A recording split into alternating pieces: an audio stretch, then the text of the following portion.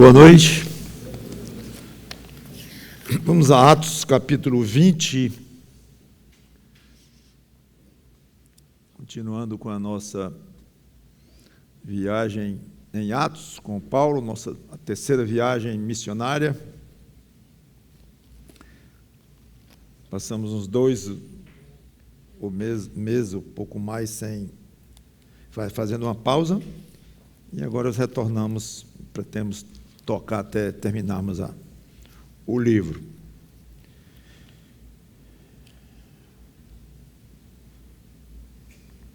Atos, capítulo 20, versículos de 1 a 12. Cessado o tumulto, Paulo mandou chamar os discípulos e, tendo-os confortado, despediu-se e partiu para a Macedônia. Havendo atravessado aquelas terras, fortalecendo os discípulos com muitas exortações, dirigiu-se para a Grécia, onde se demorou 3 meses. Tendo havido conspiração por parte dos judeus contra ele, quando estava para embarcar rumo à Síria, determinou voltar pela Macedônia. Acompanharam-no até a Ásia, Sópatro de Bereia, filho de Pirro, Aristarco e Segundo de Tessalônica, Gaio de Derbe, Timóteo, bem como Tíquico e Trófimo da Ásia. Estes nos precederam, esperando-nos em Troade.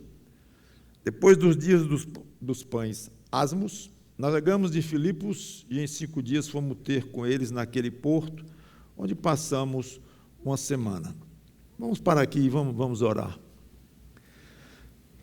Santo Deus, nosso bom Pai, que a Tua palavra nos ensine, que estejamos com olhos, ouvidos e corações abertos para aprender dela as coisas que são evidentes e as que podemos perceber cavando um pouquinho mais fundo e tirando lições preciosas que talvez nem notássemos que temos na história sagrada. Então nos edifica em Cristo, os que somos crentes, salva pessoas que precisam de Cristo, ou seja, todas as que não são crentes, porque nós que somos crentes também precisávamos dele como Salvador, hoje não precisamos mais no sentido de adquirir salvação, porque já adquirimos. Agora é uma questão de desenvolver esta salvação, ou seja, crescer nela. Mas já obtivemos, já nascemos de novo, esse assunto está resolvido. É uma tranquilidade para nós, sabemos que a qualquer momento, nós crentes, que saímos deste mundo, de repente que seja, mas vamos direto para o paraíso, para o céu, onde tu estás. Em nome do Senhor Jesus Cristo, que te pedimos e agradecemos por isto. Amém. Então, aqui durante a terceira viagem missionária, Paulo passou 2 anos em Éfeso, só recordando. Então, ele partiu após um incidente muito grave que envolveu a deusa Diana, como nós já comentamos. Ele foi para a Macedônia, que hoje envolve a região da Grécia, envolve a Grécia. As palavras resumidas da viagem até aqui, muitos detalhes de quem foi e quem não foi, quer dizer, quem foi e para onde, quanto tempo passou e tudo. Aparentemente não tem muito aqui o que tirar para a nossa edificação e poderíamos até passar para frente, para alguma passagem que a gente possa parar e tirar algo realmente de útil para a nossa vida. Mas eu gostaria, mesmo assim, de fazer 2 comentários que poderão ser úteis. Primeiro, o termo confortado, ele aparece no versículo 1 de Atos 20. Cessado o tumulto ainda em Éfeso, né? Depois da confusão lá com o assunto da deusa Diana, deusa falsa, óbvio. Cessado o tumulto, Paulo mandou chamar os discípulos e, tendo-os confortado, despediu-se e partiu para a Macedônia. Ele estava lá há 2 anos morando, já devia ter relações fortes, bons amigos lá, irmãos queridos. Então, ele, na hora de ir embora, ele confortou os irmãos. Versículo 1. No versículo 2, havendo atravessado aquelas terras, fortalecendo os discípulos com muitas exortações, dirigiu-se para a Grécia. Muito bem. Então, agora nós temos no versículo 2 o termo fortalecendo. Pois bem, o confortado do versículo 1 e o fortalecendo do versículo 2 são exatamente o mesmo verbo. Idêntico. Não teria nenhuma diferença se estivéssemos lendo no grego. É idêntico. No versículo 1 foi traduzido por confortado. E no versículo 2, por fortalecer. O verbo eu já falei várias vezes dele aqui, várias vezes, e vou continuar falando, porque é muito importante. Verbo parakaleo, que significa literalmente chamar para junto. São duas palavras juntas, que significam chamar para e junto. Chamar para estar perto, como se dissesse assim, vem cá, eu quero conversar com você. Vem cá, sente aqui. Sente aqui. Eu tenho algo a falar com você, eu tenho um propósito aqui para com você. Muito bem, para fazer o quê? Você me chamou aqui, não é que toda vez que usa esse verbo significa que está chamando literalmente alguém, mas literalmente significa isso, chamar para perto.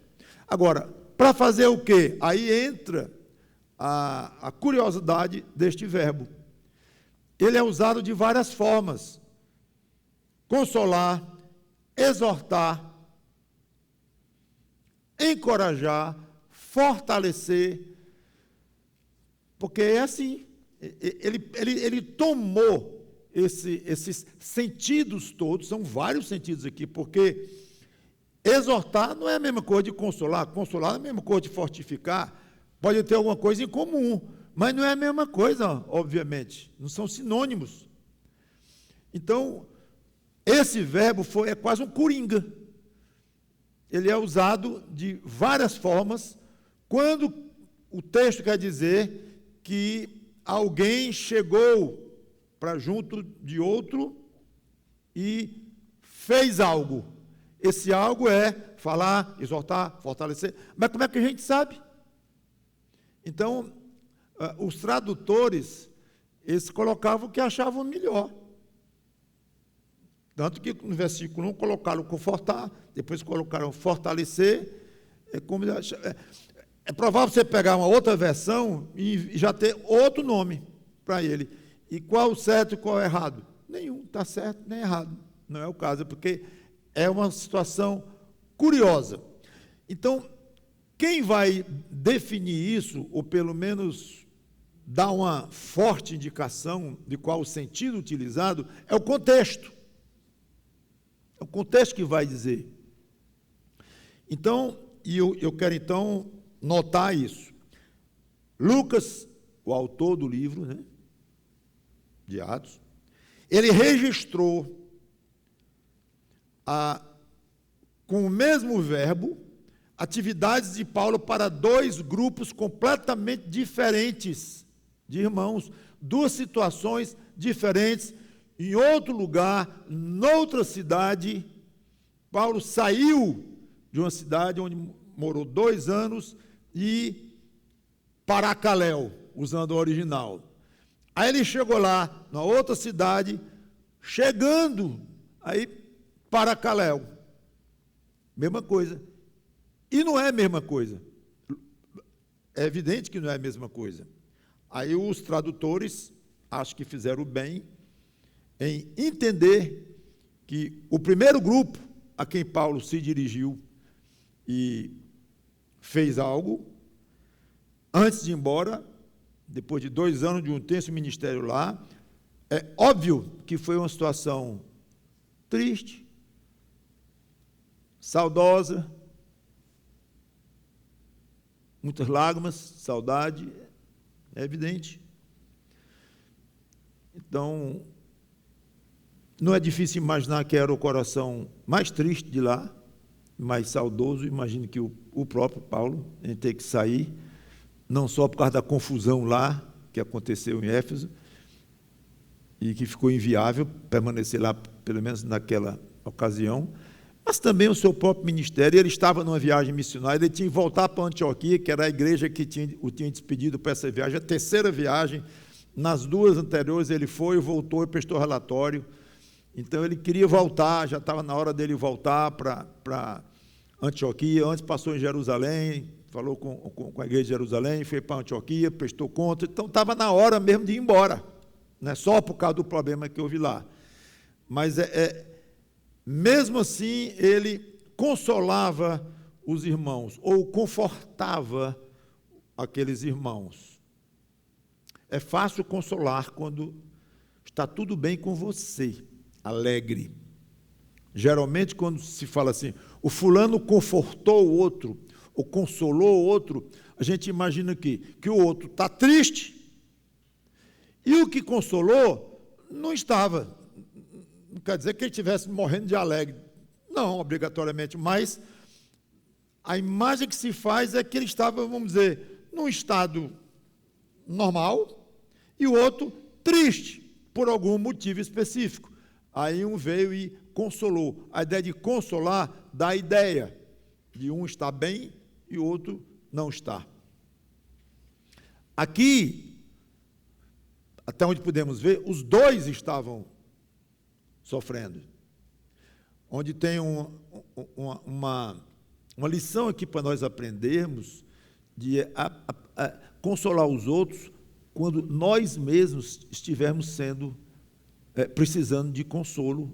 O fato de você estar precisando de consolo ou de estar triste não quer dizer que você não possa confortar outros. Não, eu só posso confortar a meu irmão ou alguém que está sofrendo se eu estiver muito bem. Se eu não estiver muito bem, eu que vou chamar alguém para me consolar. Tudo bem que você precisa de consolo, precisa também, mas não impede de você dar consolo aos outros, independentemente de como você está. Isso é uma coisa que parece assim muito natural falar, meio óbvio talvez, mas pense, no dia a dia, você triste, você sofrendo por alguma coisa, é muito provável que você esteja querendo um consolo, talvez até pensando, não sei, eu estou aqui, os irmãos lá sabem que eu estou assim, mas ninguém me manda uma mensagem, ninguém me liga, estou precisando e tal. Mesmo que não fique assim, você se sente numa situação precária, ali necessitada de ajuda, fragilizada.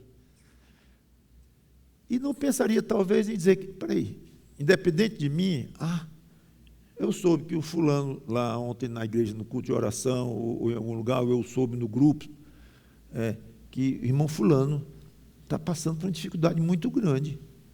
Eu vou ligar para ele, eu vou marcar uma conversa com ele, eu vou orar por ele, eu vou consolar esse irmão. Não vou não, é porque eu estou precisando de consolo antes. Não pode. E eu acho que a gente não faz isso de uma maneira tão clara, assim, tão racionalizada, não. Mas talvez de uma maneira natural, você não se entrega a uma atividade de consolo se você próprio está precisando ser consolado. E deveria aprender a separar uma coisa da outra. É muito bonito você imaginar um irmão carente, precisando, e quase como se não estivesse assim, ajudando o outro. Fica aqui esta sugestão. O segundo grupo, a quem Paulo paracaléu, usando o mesmo termo, é que ele passou pela Macedônia, ele fortaleceu os irmãos da igreja daquela região. Então, literalmente, mesma palavra, mas os nossos tradutores colocaram e que ele fortaleceu com muitas exortações. Totalmente diferente a atividade de Paulo, o que ele fez com esse grupo com relação ao primeiro. Primeiro é uma questão de consolo, até logo, e Deus abençoe vocês e tal, e tal. Aqui era exortação.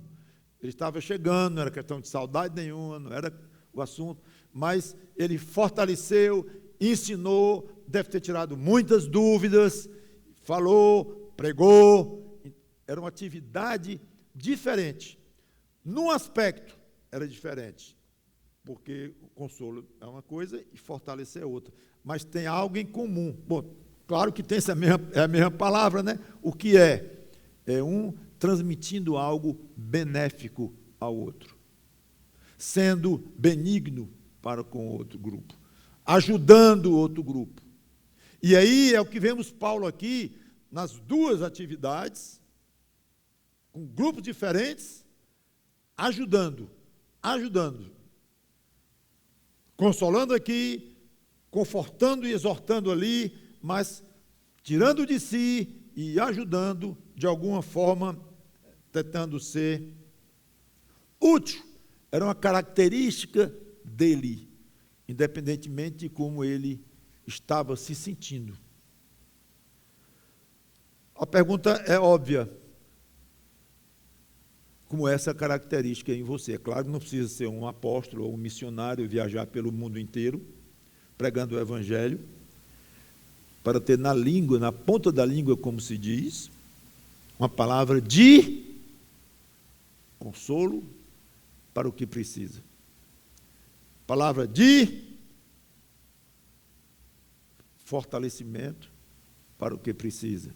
Uma palavra de exortação. 3 termos diferentes, ainda usando o mesmo conceito, que é chegar junto ao outro, ou chamar outro para ficar junto de outro, para passar alguma coisa boa, alguma coisa positiva para o outro. Uma excelente pergunta que você pode fazer todo dia antes de fechar os olhos para dormir, ou até depois de fechar os olhos, antes de ligar a mente para dormir. A quem eu fiz o bem hoje? Usando de outra forma, tudo que eu fiz hoje, eu posso dizer que foi benigno para as pessoas com as quais eu me relacionei, ocasionalmente, com o motorista lá do carro que me levou, ou um caixa do banco, ou um colega de trabalho, da faculdade, um professor, um aluno, seja o que for, um filho seu, um marido, uma esposa, seja o que for. Nós lidamos com várias pessoas ao longo do dia, desde o momento que a gente sai de casa, né? Nem sai, né? Dentro de casa já estamos nos relacionamentos com os que moram com a gente. Aí vamos para o trabalho, vamos cair nas responsabilidades do dia a dia da nossa vida. Já lidamos com muita gente, com o fiscal da Receita, todo tipo de pessoa, médicos, tudo. Batemos o carro, aí lidamos com o camarada que bateu no nosso carro, ou nós batemos no carro dele, eu não sei. Vai ser um grosseirão, vai ser um mentiroso que vai dizer que você que bateu nele foi ele que bateu em você, ou vai ser uma pessoa decente que vai pedir desculpa. Todo tipo de relacionamento você vai ter ao longo de um dia. Um dia. Depois tudo de novo, depois tudo de outro. Obviamente haverá dias com mais relacionamentos, mais interações, e outros menos ocorrências, mas sempre vai haver. Nas minhas interações de hoje, eu fui benigno a todos eles, todos, até aquele grosseirão comigo.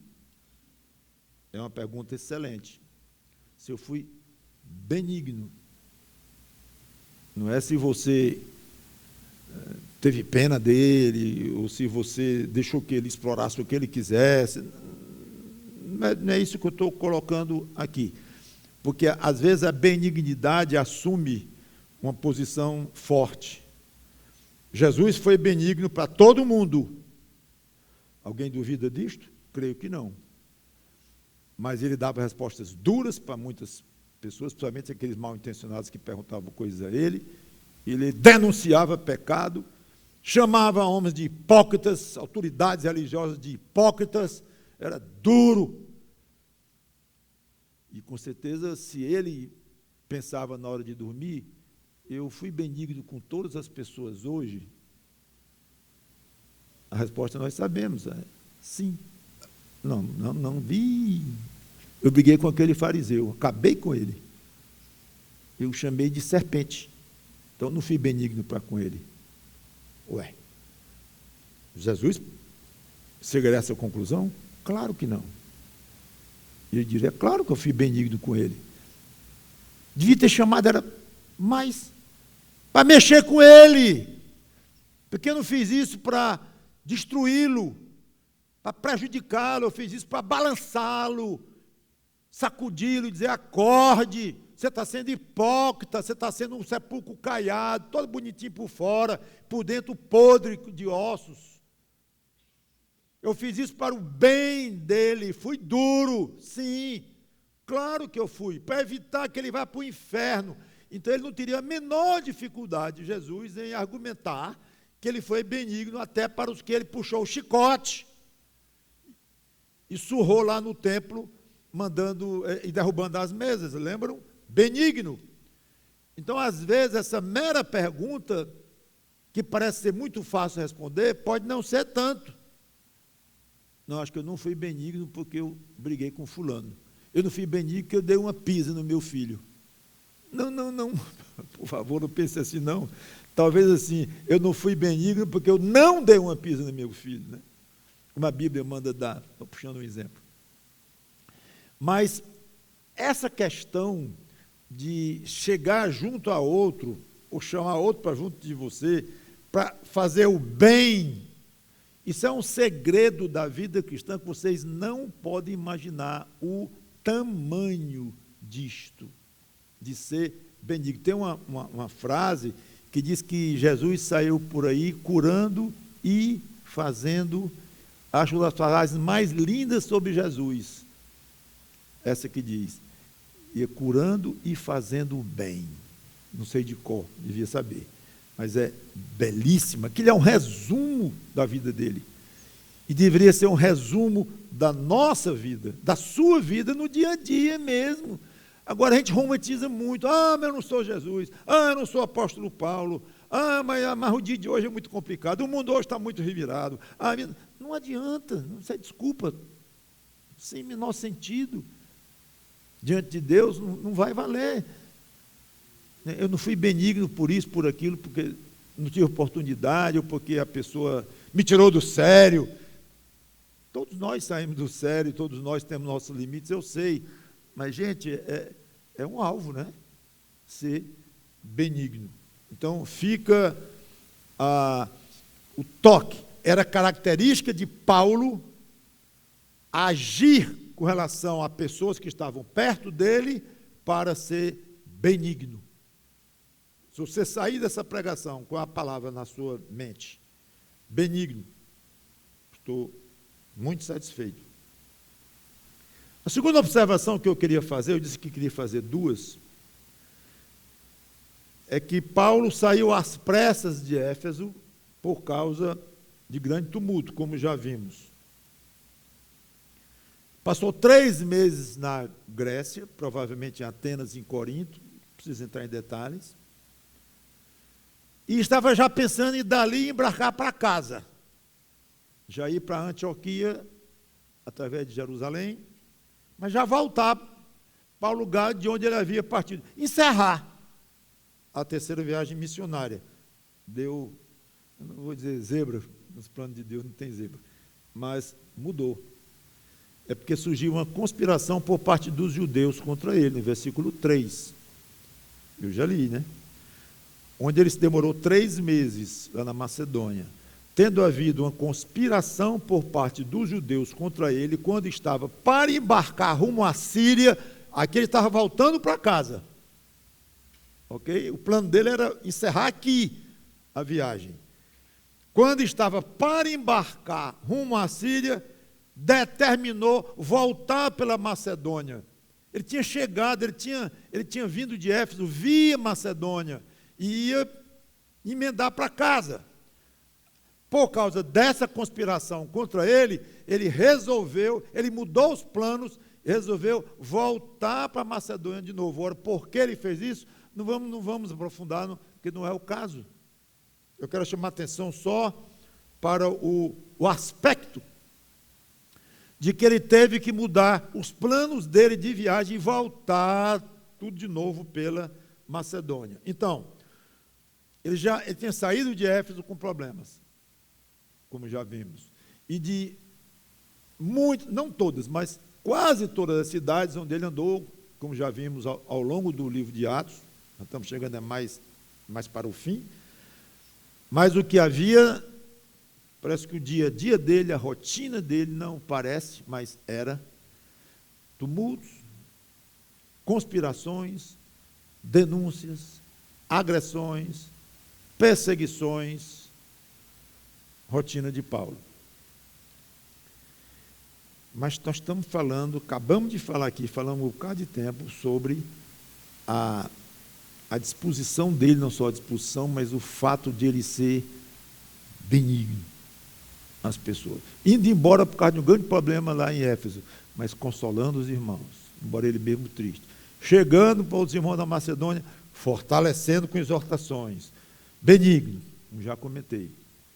E ao mesmo tempo, muito sofrido. Ao mesmo tempo. O fato de ser trabalhador para Cristo e consagrado a Cristo não o livrava de grandes provações. Olha, se fidelidade fosse garantia de que não haveria contratempos, ninguém do mundo teria vivido de uma maneira mais tranquila do que Paulo. Tranquilo, tranquilo. Se fidelidade fosse garantia de tranquilidade. Não estou falando de interior, não. Tranquilidade interior, que nem isso ele tinha, coitado, o tempo todo. Às vezes era um vulcão dentro dele, como ele mesmo disse. Mas o aspecto aqui eu estou falando de contratempos externos. Um homem fiel, um homem zeloso pelo que era de Deus, então não ia ter ninguém no mundo mais tranquilo, sem problemas do que Paulo, mas era o contrário. Então, por mais fiel que um crente seja, por mais fiel que você seja, você não estará livre de dificuldades. E eu insisto em dizer que pode ser exatamente o contrário. Os que quiserem ser fiéis serão condecorados pelo governador, pelo presidente, ou por quem quer que seja isso aí. Os que quiserem ser fiéis serão perseguidos. Está lá, está prometido. Eu ouvi muitas vezes, quando eu era recém-convertido, uma frase que eu guardei, muito simples, mas eu guardei, eu gostei. Grandes servos são feitos de grandes problemas. Servos de Deus, claro. Então, do jeito que me foi útil ouvir isso, novinho na fé, eu ouvi várias vezes, guarde isso para você também. Grandes servos de Cristo são feitos de grandes problemas. Há até quem diga que não existe crescimento cristão sem sofrimento. Eu acho um pouco forte essa colocação. Até hoje eu tenho as minhas dúvidas, mas tem quem pense assim, insiste e defende a tese mesmo, de que para haver crescimento em Cristo, tem que haver sofrimento. Para poder não sentir fome, se sentir saciado, fisicamente saciado, tem que comer. Não tem jeito. Para não ficar sem ar, tem que respirar. Então, para o crente crescer espiritualmente, tem que sofrer. Tem que pensar assim. Claro que eu concordo que isso é válido,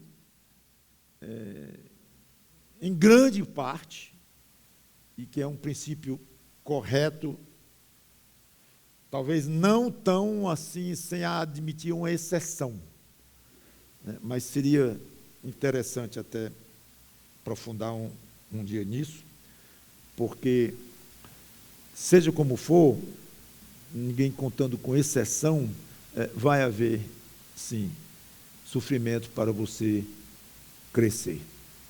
E é estranho, porque nós não gostamos de sofrimento.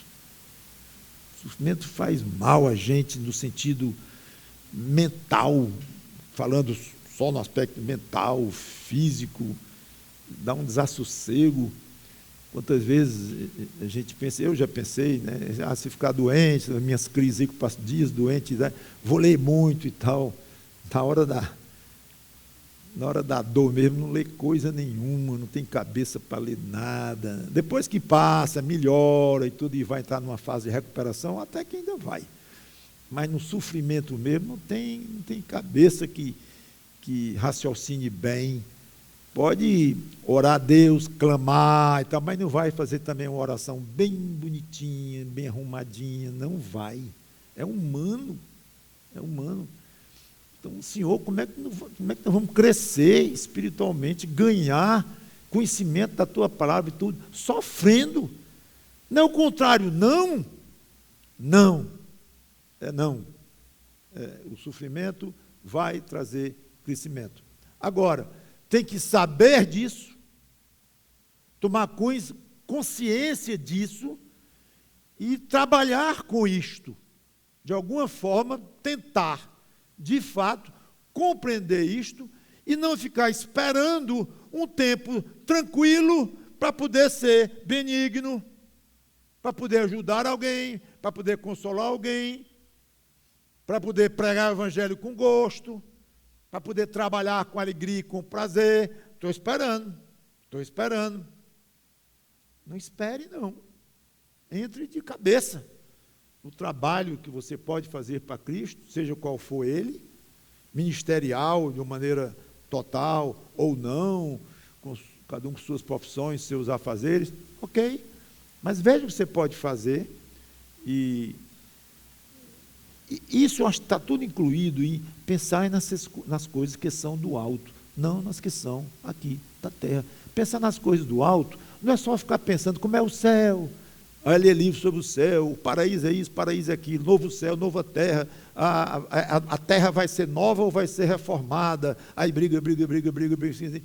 Tudo bem, podem discutir, não faz mal nenhum não, mas é muito mais do que só pensar no céu que vem, a ideia de pensar nas coisas que são do alto, porque esse pensar não é só pensar no sentido de dizer assim, pensei em você, me lembrei de você, eu estava tomando sorvete ontem de morango, eu sei que você é doido por morango, me lembrei de você, me lembrei das coisas do alto, por acaso ontem, então, é bom que lembre mesmo, mas é muito maior do que isto, é considerar, é meditar, refletir, estar ligado nas coisas que são do alto.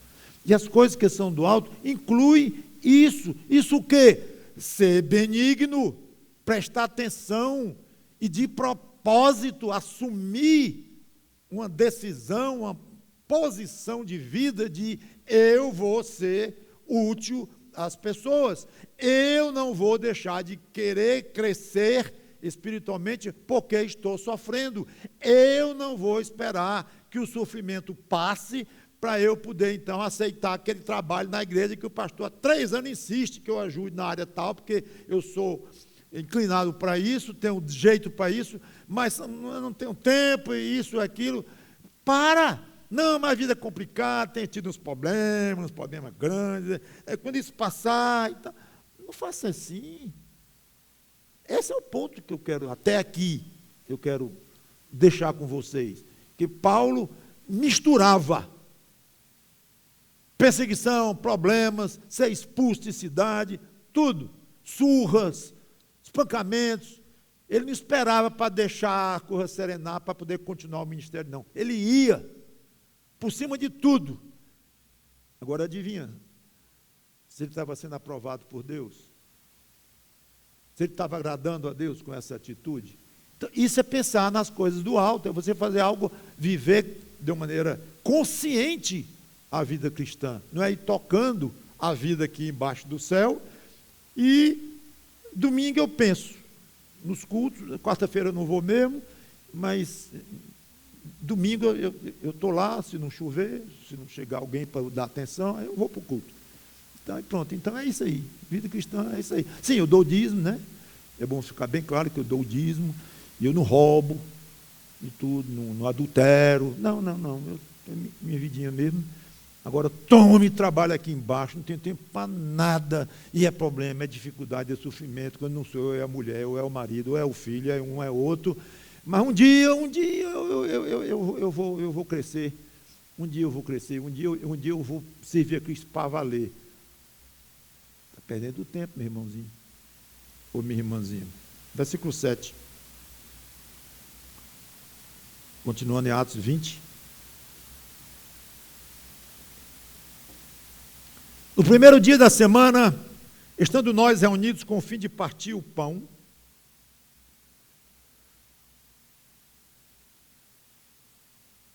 Paulo, que devia seguir viagem no dia imediato, exortava e prolongou o discurso até meia-noite. Ele está agora na cidade de Troade.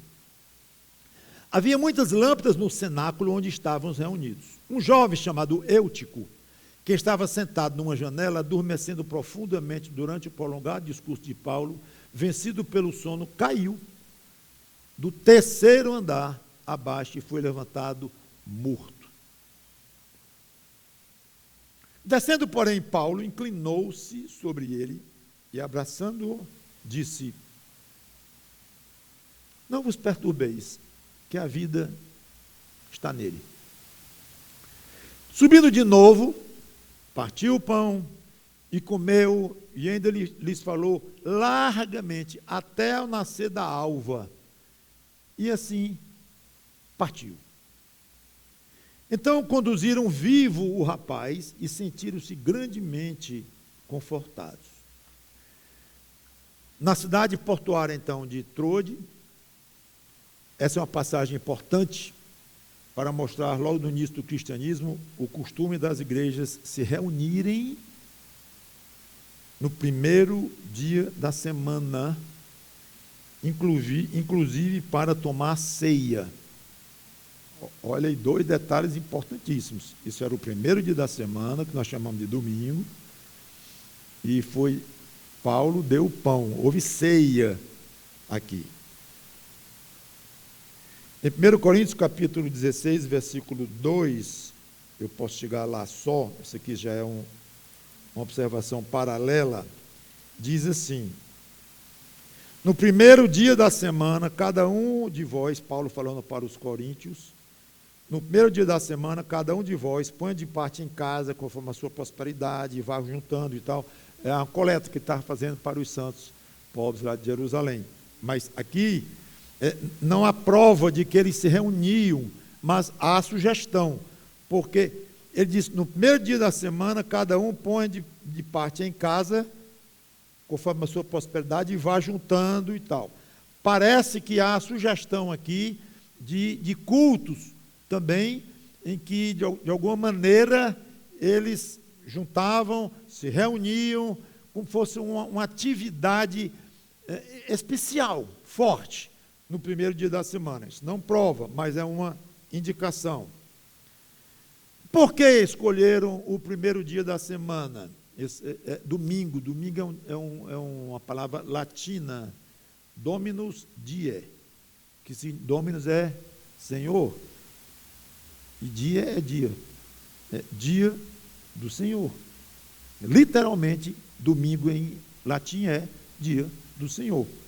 Na nossa não tem essa ideia, né? Porque é quase uma transliteração do latim. Mas é bom lembrar disso, dia do Senhor. Por que dia do Senhor? Lucas 24:1 diz assim: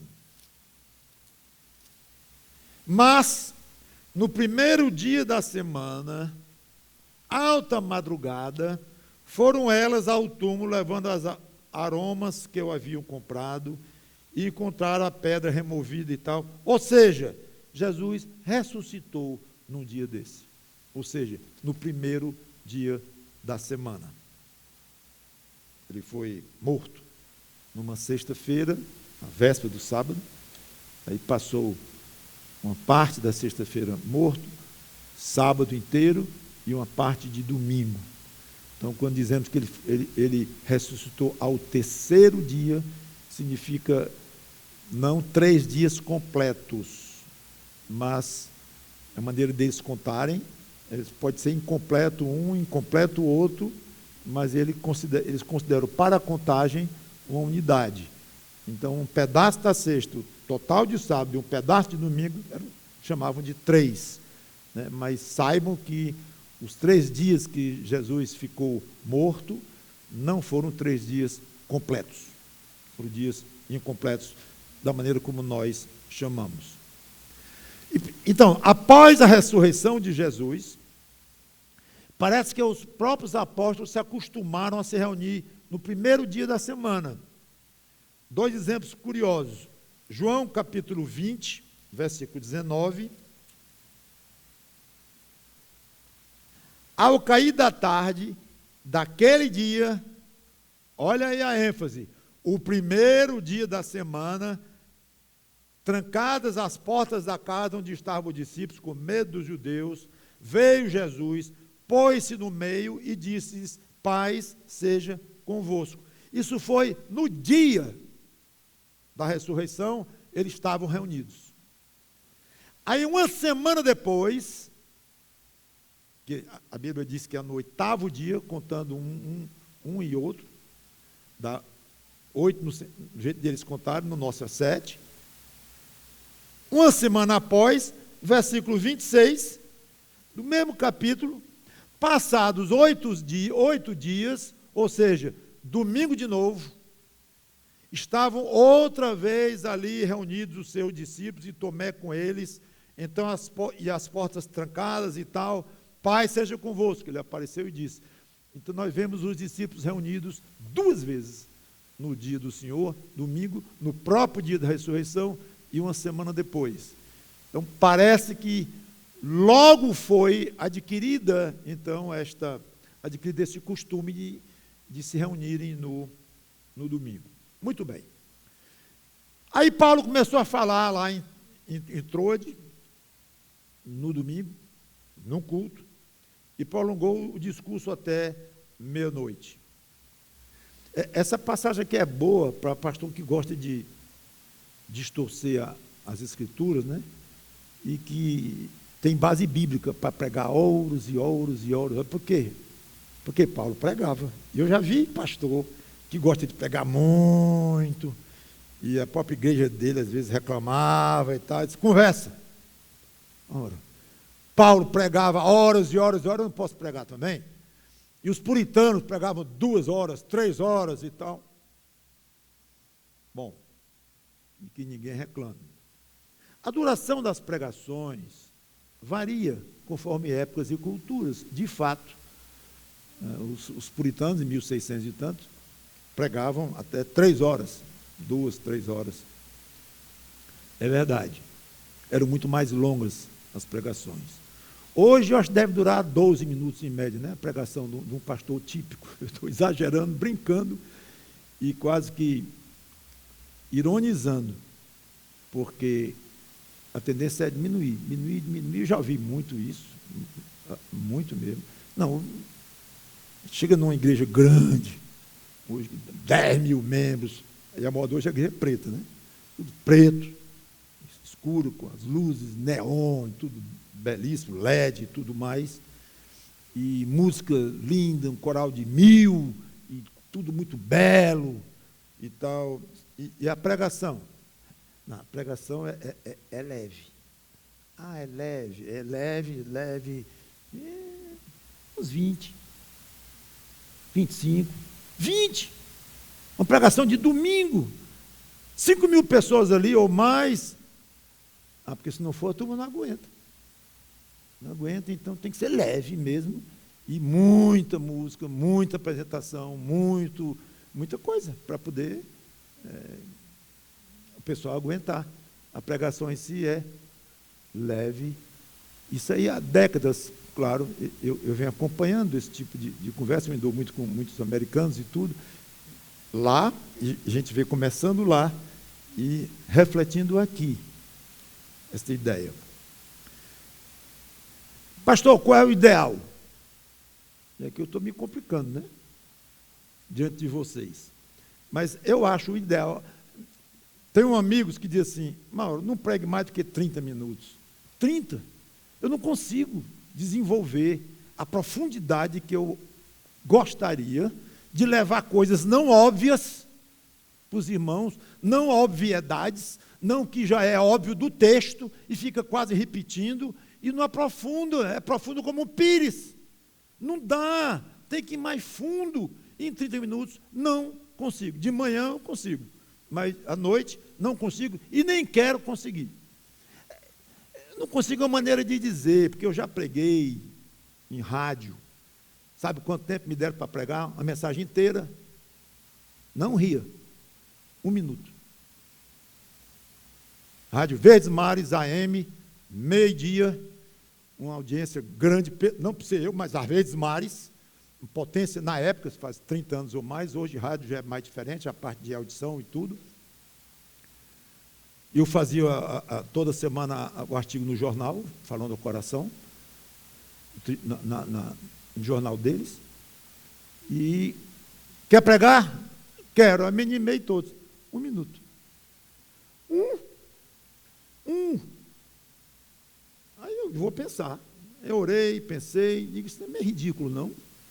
Não, a palavra de Deus não é ridículo, nem 10 segundos, ainda mais 1 minuto. Aí eu orei a Deus para que me desse pregações completas em 1 minuto. Esse completa significa o quê? Começo, meio e fim. Porque eu tinha um amigo que ele chegava lá nos Estados Unidos, missionário, aí o pastor dizia assim, você tem 12 minutos para dar o seu relatório de 4 anos de ministério no Brasil. Ele ficava aqui, o missionário. Eu passo 4 anos lá, dou um duro danado, cheguei na minha igreja, que me sustenta, para eu dar o meu relatório, e o pastor aqui me dá 12 minutos. Aí ele preparava uma boa com o pastor, que eu não teria coragem de fazer isso, mas ele fazia. Aí ele começava a contar uma história. Interessante, ele conta bem, né? E tal, aí eu estava lá no Brasil, e aí o padre veio com pedra na mão, e tal, e o culto foi ficando perigoso, e o prefeito... Aí... Oh, meus irmãos, 12 minutos, é o tempo que o pastor me deu para pregar, para dar meu relatório, eu lamento muito. O pessoal fica assim, com os olhos assim, e ele, malvadamente, né, ou não, né, estava obedecendo ordem, mas ele, obrigado pelas ofertas e tal, até daqui a 4 anos de novo, depois eu continuo, e parava. Mas, claro que eu não podia fazer isso na rádio. Então, eu preparei mensagenzinhas de 1 minuto, com começo, meio e fim. Gente, é ligeiro. Pode acreditar em mim. E na frente o cronômetro, né? Obviamente, ali rodando. Mas, então eu digo que eu não consigo pregar em 30 minutos? Consigo. Com a ajuda de Deus, claro. Mas eu não quero. Não me satisfaz. Como pastor, não me satisfaz. Pregar domingo à noite, 30 minutos. E não é possível que os crentes não aguentem ouvir um pouco mais. Então, o ideal é em torno de 45 minutos. Eu não disse para vocês, mas há 1 ou 2 anos, eu estava em torno de 60 e às vezes passava 65 e tal, e eu digo, não, tá, assim não, está meio muito. Aí resolvi ir para 50. Aí botei como alvo 50. Hoje eu estou como alvo 50. E toda vez eu passo um pouco, mas é pouco. Realmente, ali já vou terminando. Então, é meu objetivo hoje. Mas é difícil, você está com argumento e no meio de explicações e tudo, e muita coisa vem na mente na hora. O Espírito Santo, creio que é Ele que transmite, a gente entra e faz raciocínios, exortações, conselhos e tudo, que Deus dá na hora. Então, é muito complicado. Aí eu digo... será que as pessoas tratam o tempo de uma pregação conforme tratam o tempo que passam na frente da televisão? Que passam malhando, né? Malhando. Horas e horas e horas e horas. Só para chegar lá na academia, uns 40 minutos, ou 30, ou 20, tanto faz, não interessa, 20 ou 30, chega lá, chegou. Mas na hora de uma pregação é mais 15, é mais 10, tem que dar uma satisfaçãozinha. Faz parte, não estou me queixando, faz parte da vida, mas para mim hoje eu estou em torno de 50. Tem pastor que se gaba pregar 1h30. Agora, gente, pregar muito tempo é fácil. Agora, segurar a atenção do povo, aí é difícil. E dizer coisas não óbvias. Essa é dificílima. Só repetir o que acabou de ler. Porque muitos ficam desatentos, outros dormem. Como é a história do pastor que chamou o diácono e disse: rapaz, o irmãozinho ali está dormindo, ó. Eu podia ir lá e acordar ele. Disse: pastor, acho que eu não vou não. Devia ser o senhor que botou ele para dormir, foi o senhor. Eu não vou descer para acordar ninguém aqui. Então, a história tragicômica. O pobre do rapaz aqui caiu. Paulo pregou muito, deu sono nele, ele caiu e morreu. Alguns procuram dizer que não é morreu, que isso aqui é figurativo, ele desmaiou, perdeu o sentido e tal. Mas o texto não indica isto, não indica, que ele morreu mesmo. E alguém poderia também aplicar e dizer: está vendo? Biblicamente é perigosíssimo dormir durante uma pregação. Corre perigo de vida quem dorme durante a pregação. Tem uma base bíblica para dizer isso. Demitam o pastor logo depois da pregação dele, porque não é assim. Claro que ouvir pregação sem estar prestando atenção, ou dormindo, ou pensando no dia seguinte e tudo, é um prejuízo grande para o próprio ouvinte. Então, é meio quase infantil. E óbvio eu dizer: venham para os cultos preparados, venham dispostos. Pode dormir antes, venha, durma e venha aceso, para você entender e aproveitar bem esses momentos. Tem gente que sai, passeia, vai para algum lugar de praia, coisa assim, aí volta de tarde, toma um banho, vem para cá, na segunda música, já está dormindo, porque está morto de cansado, entende-se também. Né? Agora, isso aí, cada um vai cuidar de si mesmo, cada um sabe, isso é uma questão muito pessoal, que o prejuízo é seu, não é meu. Então, eu quero, já encerrando, no versículo 12, com o rapaz vivo, então, Paulo ressuscitou esse irmão. Deus deu poder a ele aqui de ressurreição. Pesadíssimo. E a Bíblia fala com naturalidade, né? Paulo abraçou e disse: ele está vivo. Simples, né? Mas ele só fez mesmo da vida uma pessoa, o Deus deu através dele. Aí no versículo 12, aí diz que eles foram, é interessante que é a terceira vez o Paracaléu se despede aqui no capítulo 20, no 12, né? Então conduziram vivo o rapaz e sentiram-se grandemente confortados. Paracaléu, de novo, terceira vez, no mesmo texto, num outro grupo, numa outra situação, os irmãos ficaram apavorados com o irmãozinho lá morto, algo absolutamente trágico, mas logo reviveu, e então eles se sentiram confortados, e Paulo no meio deles de novo. Paulo dá a ceia, come, talvez o jantar, e continuou a pregar até o dia raiar. Notaram aqui? Até o alvorecer. Ele vivia o Evangelho, ele respirava Cristo, Paulo. E entendo que os irmãos também, com sede enorme, ficam lá ouvindo Paulo até de manhã. Que nós continuemos, ou fiquemos cada vez mais animados com a palavra de Deus, ou pregando, se você vai pregar um dia, ou já fala de alguma forma em algum lugar, ou a maioria de vocês ouvindo o Evangelho, mas que haja entusiasmo de ouvir, gosto em ouvir a palavra de Deus. Vamos orar. Obrigado, Senhor Deus, pela Tua palavra, que o Teu Espírito Santo nos ajude a entender e crescer com essas coisas, e sermos cada vez mais benignos para com os outros e dispostos a sofrer, mesmo durante o serviço cristão, não esperando que acabe o sofrimento para podermos servir. Vamos esperar muito, talvez a vida inteira. Dá-nos o privilégio de Te servirmos com ou sem provações, com ou sem dificuldades, e o privilégio de ajudar as pessoas. Em nome do Senhor Jesus Cristo. Amém.